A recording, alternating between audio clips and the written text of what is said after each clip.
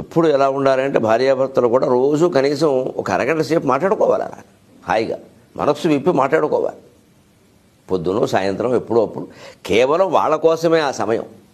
Coffee ఆవిడ పట్టుకురాగానే ఏమైనా నువ్వు కూడా తెచ్చుకోవయ్యా, కాసేపు నీతో మాట్లాడితే నాకు ఆనందంగా ఉంటుందంటే ఇంత లావు అవుతారు, 2 కేజీలు బరువు పెరుగుతారు. ఆనందం చాలా వ్యాధుల్ని పోగొడుతుందండి, అసలు రానియకుండా చేస్తుందండి. చాలామంది ఏదో మాకు మతిమేఘం ఉంది, రక్తపోటు ఉంది అంటారు. భార్యాభర్త కూర్చుని ఆనందంగా కబుర్లు చెప్పుకోవడం, పిల్లలతో గడపడం, సరదాగా అటు ఇటు కాస్త షికారుకి వెళ్ళొస్తూ ఉండడం లాంటివి ఉంటేనండి ఇవి తగ్గిపోతాయండి, అసలు రావండి. కానీ ఖచ్చితంగా కనీసం ఒక అరగంట సేపైనా కూర్చొని మాట్లాడుకోవాలి. కానీ అక్కడే ఒక విషయం గుర్తుపెట్టుకోవాలి, అరగంట దాటి మాట్లాడుకోకూడదు. అవసరమైతే మళ్ళీ వాయిదాల పద్ధతిలో 2వ సీటింగ్ వేయాలి. అంతేగాని ఇంకా దొరికింది కదా బాగుంది కదా అని అలా కొనసాగిస్తే అనవసరపు మాటలు వస్తే తగాదాలు అక్కడ కూడా వస్తాయి.